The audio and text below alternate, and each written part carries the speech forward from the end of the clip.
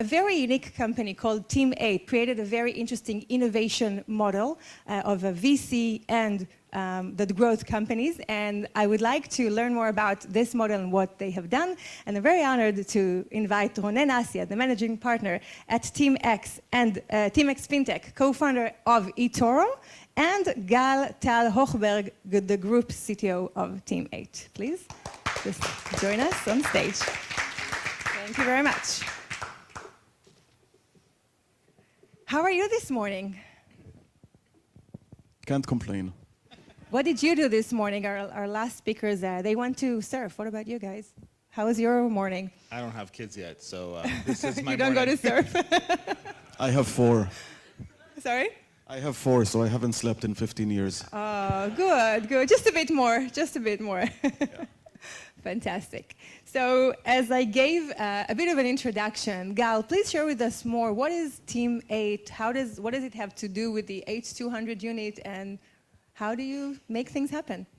Great. So not many people raise their hands, so maybe I'll tell you guys what is Unit 8200. So Unit 8200 is the equivalent in Israel of the US NSA. It is the part of the Israeli army intelligence that does signal intelligence, basically listening for enemy communications and then understanding what it says. Some foreign newspapers claim it also does cyber attacks. I can't comment on that. But it is considered one of the premier signal intelligence organizations in the world. And the reason it's so special is because you might have noticed Israel is not very big.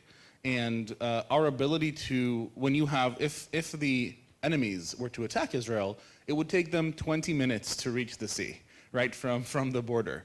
And so a lot of Israel's defense, and it's surrounded by enemies, is by really knowing what the enemy is going to do and being able to stop that before it happens versus responding at the border. And so the Israeli intelligence and the signal intelligence specifically, it has a very important job.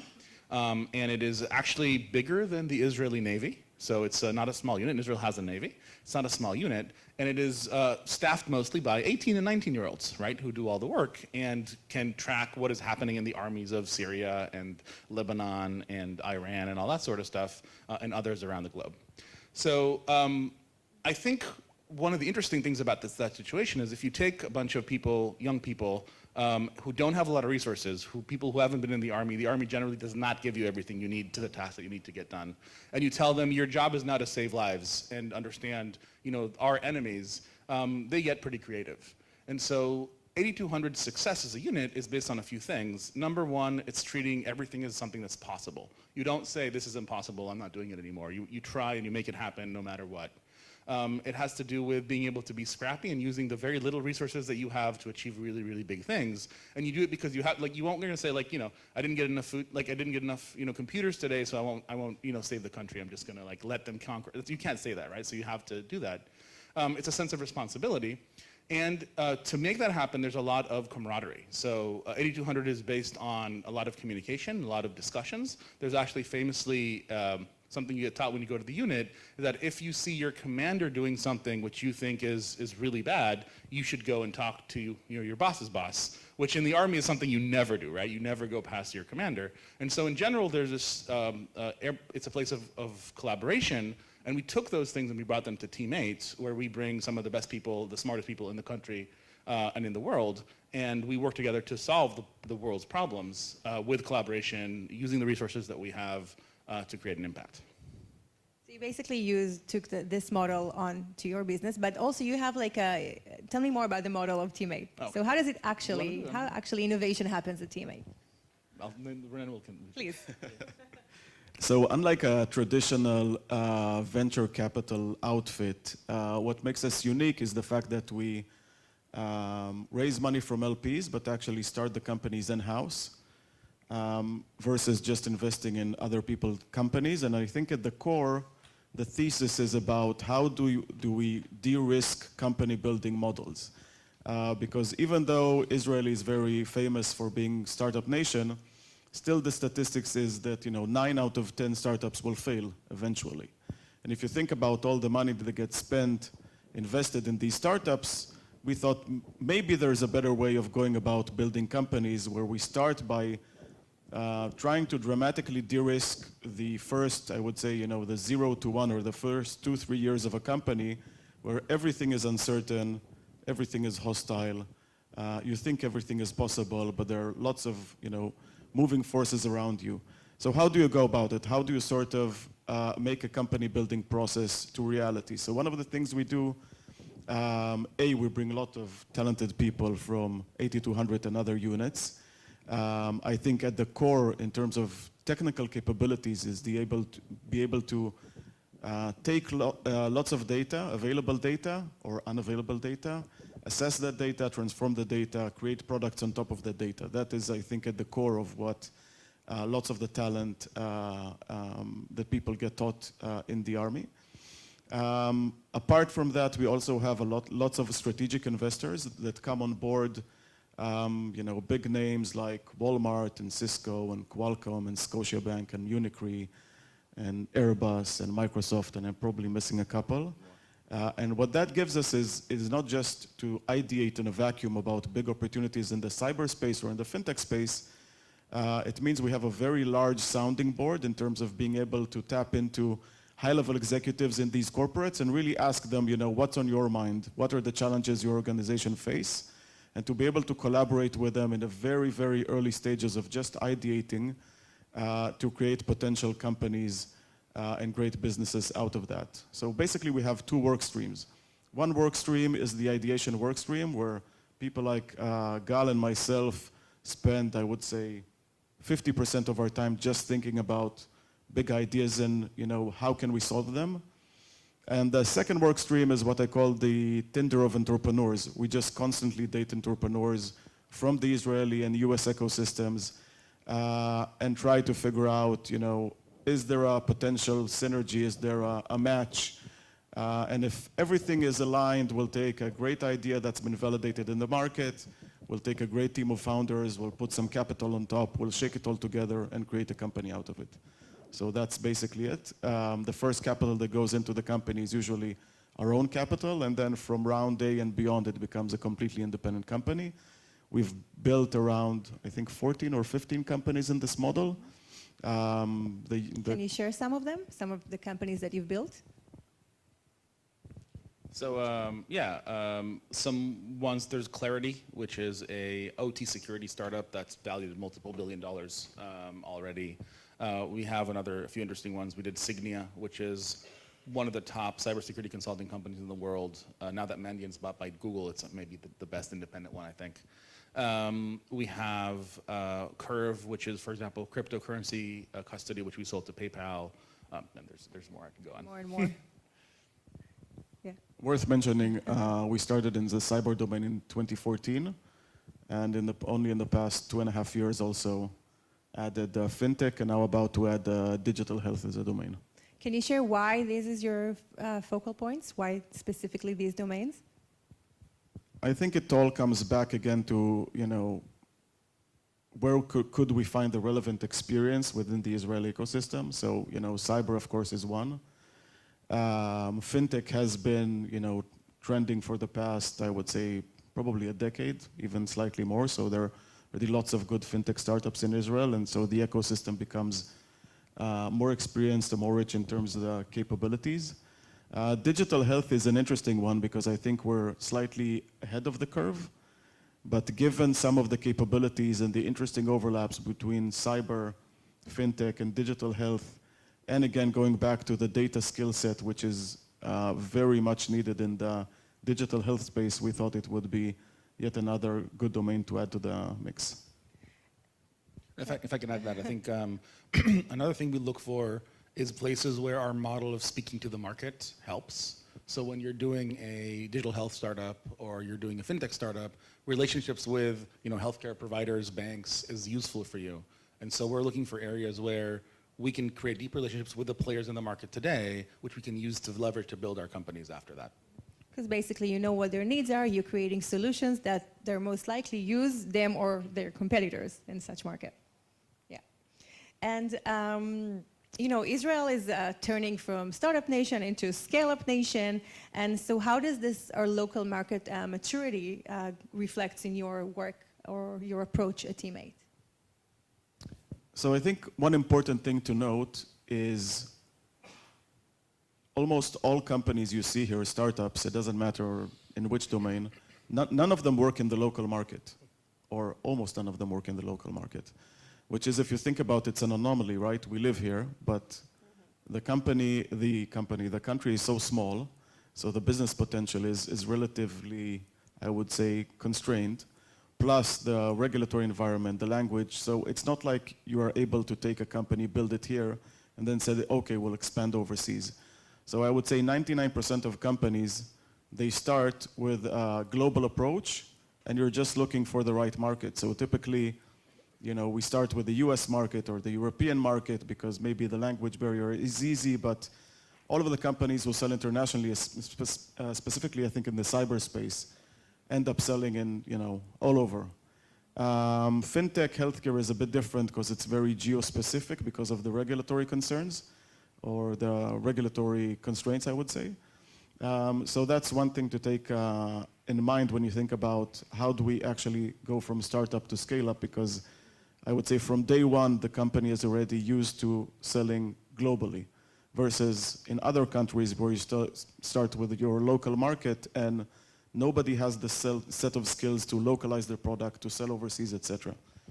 The second thing is, if you think about sort of, I would say, 30 or 40 years of startups and innovation, the traditional ethos was we're very good at building small companies, but when it's time to grow the companies, you actually need to bring in seasoned executives from the US, from Europe, and that would in turn create lots of friction between the Israeli culture and some international culture. But I think what happened during the past probably decade or so is that actually lots of good global startups here across lots of domains actually managed to, I would say, I don't know if breed is the right word, but bring up a whole new generation of Israeli executives. So suddenly you don't have just to go abroad looking for executives that will help you scale. You can actually talk to lots of colleagues around the Israeli ecosystem. I like that dynamic. I can talk a little bit more about that dynamic. There's this interesting thing that happened where you had small Israeli companies who tried to grow and they got stuck. So you either have to bring foreign executives or they got bought. But once they got bought, they became part of a larger global operation. And so the executives of the Israeli company were now exposed to running a global operation. That generation then helped create the next batch of Israeli companies, which could break that barrier and become big. And then the employees of those big Israeli companies that Ronen talked about have now seen a large-scale Israeli company and can then go and teach other people how to build those companies. And that creates that more and more bigger companies that come out of Israel.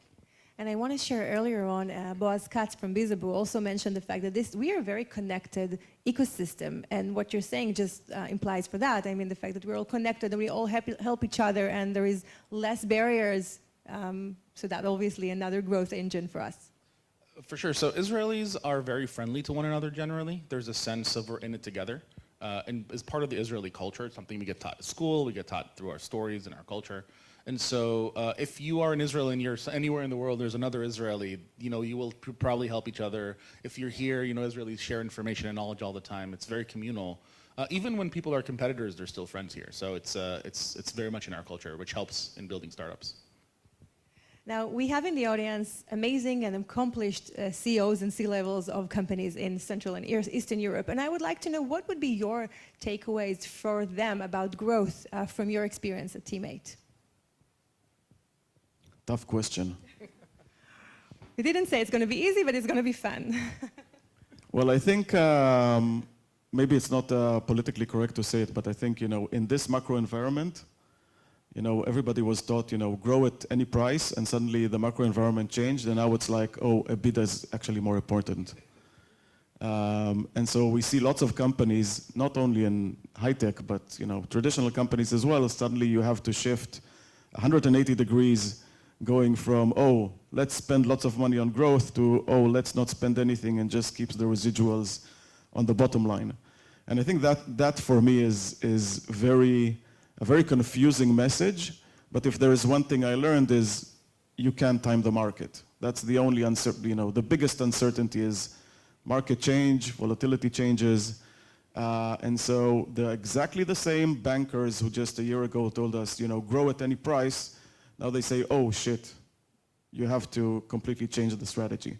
And I see lots of Israeli startups who are really struggling with that because for years they were used to growing and losing money and growing and losing money, and suddenly you have to, the whole mindset changes.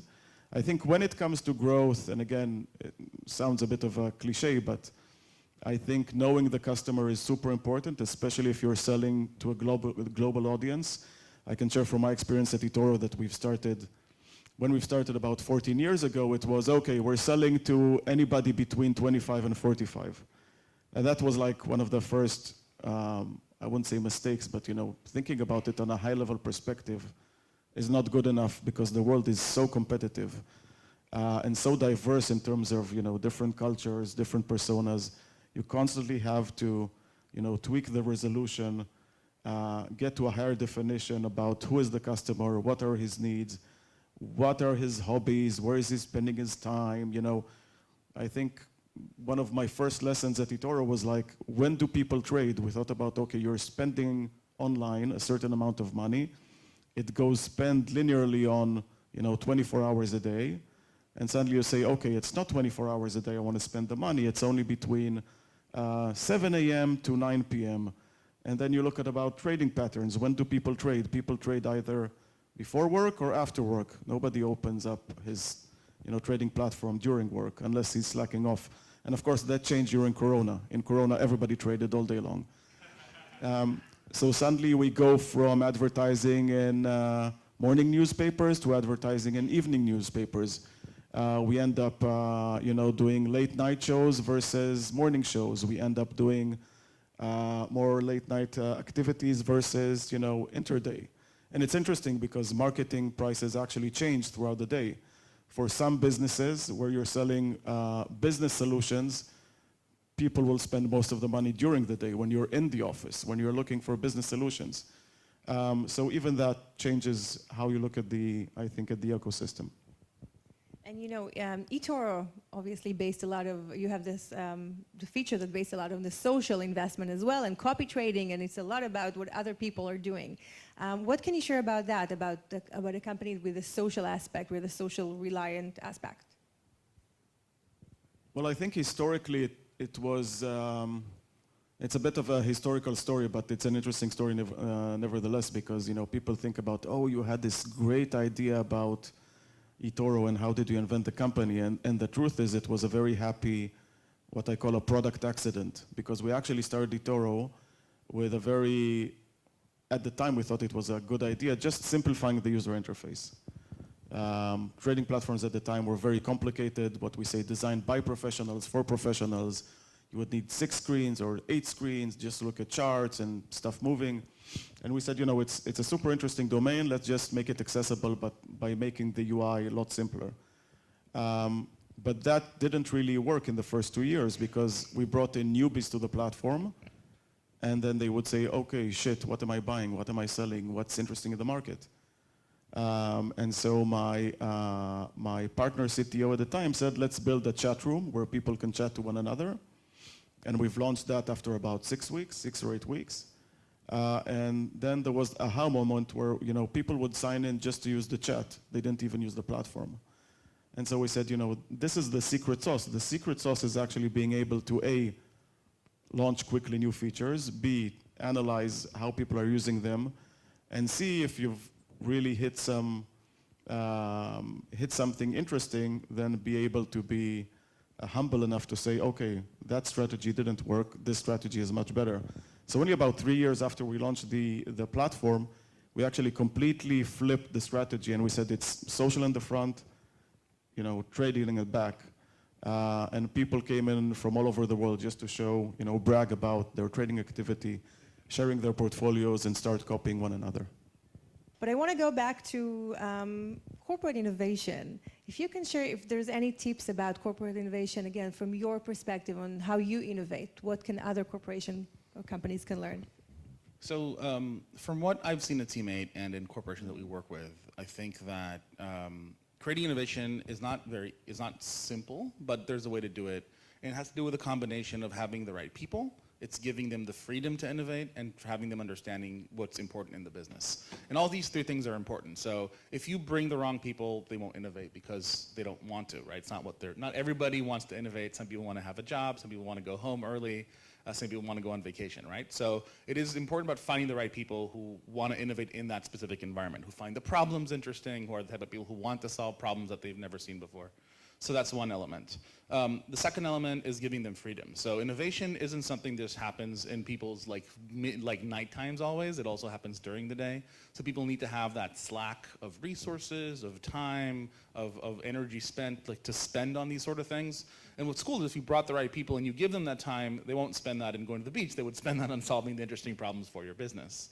And then the third element of that is making sure that they know what the business is about. Many times I see innovation departments in large corporations which don't understand their own company's business because they're so far removed from the business units that they work on things that would never turn into a real product. And so actually when you're a startup person and an innovation department talks to you, you sometimes you return the call, but you know nothing's going to happen out of it because they're so far removed.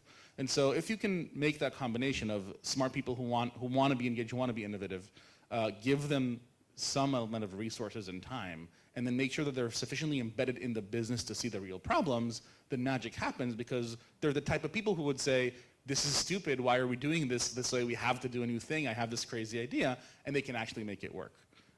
So I think those are the three elements that you need to make happen. It's not very easy because you're spending money and not getting anything in return. There's some people who aren't as tightly managed. There's people in a business unit who sort of make a mess and make noise.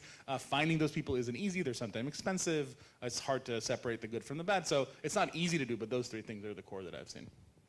And I have to mention, yesterday we had a journalist and a researcher called Matt Ridley, and he also said, he talks about innovation and that innovation thrives in freedom, similar to what you just mentioned. So it all comes together. I can tell a story there. So Yes. in 8200, there's a bunch of people who've been there for many years who are really smart. They've single-handedly saved hundreds of thousands of lives in the things that they've invented. And at one time in my job, I was trying to figure out why they stay. I had a job to figure out why they're staying in the unit. And all of them said, it's because I can do what I want to do. So giving very smart people of a certain kind freedom creates magic, but you have to be brave enough to do it because they will do weird things when you do that, and it's very important. Thank you. And I want to go more into the traits of a leader. And again, Ronen, for you as one who founded the company, what do you think are the leadership or even support mechanism that you needed as a founder of a company? Where shall I start? I think, basically if I have to boil it down to just, two traits we look in a potential or at least in my perspective, look into entrepreneur is, resilience and flexibility. That's it. He doesn't have to be the smartest guy in the room. He doesn't have to be the best salesperson. It's just about resilience and flexibility because I think in the first couple of years of a startup, anything that can go wrong will go wrong. Even in great success stories. And so you're constantly faced with this huge amount of uncertainty. And if you're not resilient enough, I've personally seen dozens of entrepreneurs who just, end up throwing the towel after the first 2-3 years and said, I can't handle it. I'm not sleeping at night. I'm filled with anxieties. My wife is going to divorce me. I haven't seen the kids or whatever. And the second thing is about flexibility because you'll start from one point and by definition, you'll pivot along the way. And it's interesting because when we started eToro 14 years ago, if you would come to your investors and said, this is not working, we have to pivot, it was like almost using a dirty word. If you would say to your investors, I have to pivot, that was like, admitting you've failed. And now it's completely turned. If you look at what good investors look at entrepreneurs, they say, I only want guys who are able to pivot, who are humble enough and flexible enough to know if something doesn't work, they can change the strategy really fast without completely burning the company along the way. And that's actually bringing me to another, I would say, strength of us is an Israeli ecosystem. It's about the acceptance of failure. If you have some examples from your own experience or a company's experience, how does this acceptance of failure comes about in your entrepreneurial experience? I don't think it's acceptance of failure, so I'll go into a small thesis which I've developed over the years, because lots of people ask, what's so special about Israeli and why do they become such good entrepreneurs? And I think, again, our ability to handle uncertainty is probably rated, I would say, top in the world. Now, why this happened? Because if you look at this beautiful view behind you, which is interesting because at Jaffa, one of the more ancient places in Israel, over the course of the past, 3,000, 4,000, 5,000 years, we've been conquered so many times.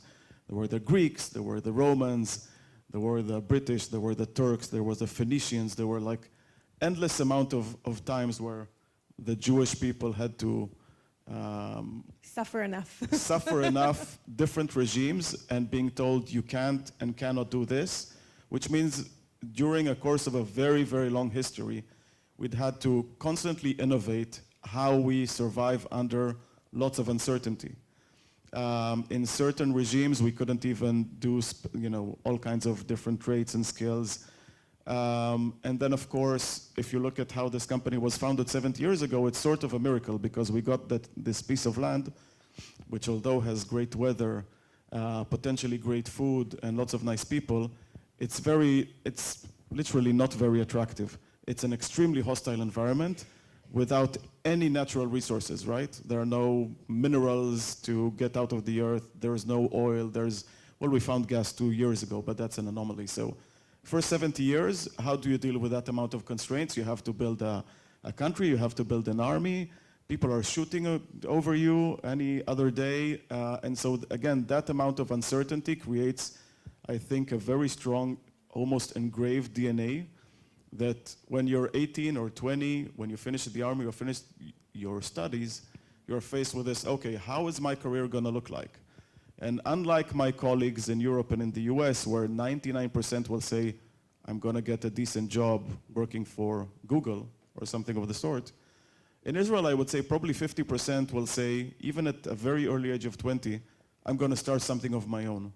And I think that is what's so unique, because in most countries, you think about the career path, it's always going to work for a big corporation or maybe a small corporation, grow from there, and maybe, pardon my French, get the balls to do something maybe after 20 years of career. In Israel, it's like you're 20. I see people who are 20 who have never built anything in their life, and they're already, I'm going to build my own company. I think that's amazing. Do you have any comments about that or the failure part? I think it's a great thesis. I haven't heard, but I think it's a good one. I think that it's worth understanding, like, entrepreneurship is in the culture here throughout everything, and even in the government and everywhere. Like, we Israelis like new things. Israelis like to travel and see the world. You don't have a good option of working in like a local big company that'll make you good money and like be there forever. So you have a base level of uncertainty. And being an entrepreneur in Israel is high status. There's some cultures like Japan where being an entrepreneur is low status, right? It's like you could make it to big companies. Here, if you're an entrepreneur, people will applaud you. They'll like think you're the best. They think it's great. And so it's like, and even the government has very like programs to help people be entrepreneurs. And so in general, it is considered a good thing to do. And so people do it a lot here. And then that creates success and drives that whole thing. And we continue doing it over and over again.